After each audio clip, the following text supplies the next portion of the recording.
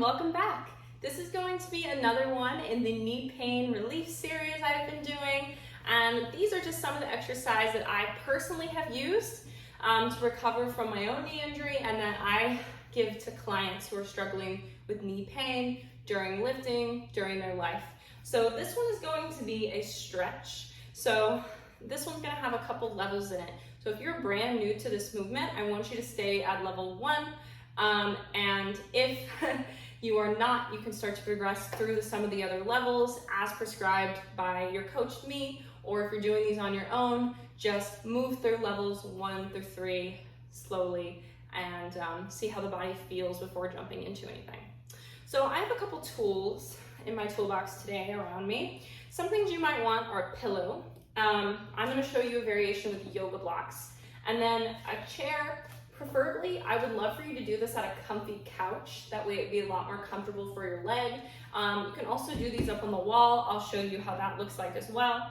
I think I might actually start with this one with the wall. So these are the equipment we're going to use. This is going to be a variation of something that is commonly referred to as a couch stretch. And what this one focuses on is bringing the knee close to the body while keeping the pelvis nice and tucked. So we're getting some hip extension in this also. So I'm going to go ahead and show you the first variation. And what that one is going to be is I'm going to use some yoga blocks. If you're at a gym, you could also use something that is of a low height, pretty close to the ground. So this is version 1. So you're going to place your pillow right in front of your yoga blocks. I've stacked 2 here. I suggest starting with 1 to 2 blocks. If you're brand new to this and you know that the front of your hips will likely pretty tight, maybe you start with 1 block.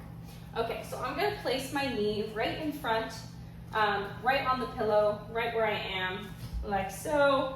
And then I'm going to bring it to the floor. That back foot is going to be on the blocks, and then I'm going to step my other leg forward into a low lunge, toes facing ahead. From here, you might already start to feel a stretch down this back hip. So take a breath, meet yourself, breathe into your nose, out through your mouth. Stay here. If this is feeling really good, you can begin to rise up a little higher and come up to your low lunge. Again, same thing, take a breath, notice the body, how it's feeling. Use your breath as a tool to calm you down. And then if this is feeling good and you're feeling like you're ready to move on to the next stretch, you're going to think about shifting your back hip forward. So you're tucking your back pelvis forward, and you're going to know when you do it. You're not going to have to question whether you did it or not, because you're going to start to feel an intense stretch down the back quad, down the back hip. So we're here, and then I'm tucking my pelvis forward towards the front of the room. So we're going to stay here, continue to breathe, calming the body down. You can stay here for around a minute, and then I'm going to go ahead and show you the next variation. You can also reach the opposite hand as the front leg over towards the sky, reach tall, and then over towards the legs. So you get a big stretch of the side body. Beautiful. And then you're going to go ahead and switch it out, do the same thing. If this doesn't feel quite a stretch, then you're ready for the next variation. I'm going to show you what the setup looks like on the couch, on the chair. I recommend starting on the couch if you're new to this one. And then I'll also show you what it looks like on the wall. So I'll place that pillow right there. Back knee is going to come down. You're going to swing that guy around. You can place your hands on the floor. Get into position here. And then we really want to scoot that back knee as close to the chair and the couch as we can. And then notice, maybe we stay down a little lower because this feels quite intense. Maybe we can come up all the way. If you can come up all the way, you're thinking about tucking your back hip forward, finding your balance, so you start to open up through the back side of this hip. We're also getting a lot of flexion in that knee as well, so you can even feel a stretch down even the lower quad. Again, hip forward, we're taking a big breath. You can also lean over with that opposite side up.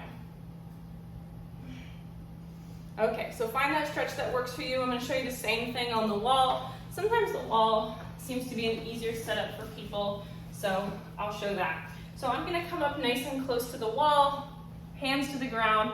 I'm going to scoot my back knee back. This is definitely the most advanced and the most intense version of the stretch.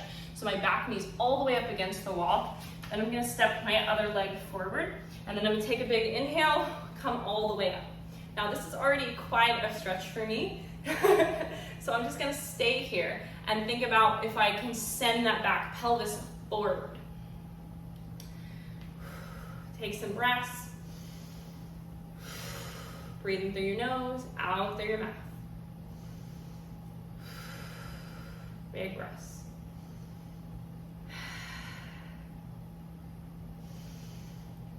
You're gonna hang here for around 1 minute on each side, starting to elongate through the front of the hip and also into the knee, thinking about driving that pelvis forward if you can. That's gonna intensify that stretch.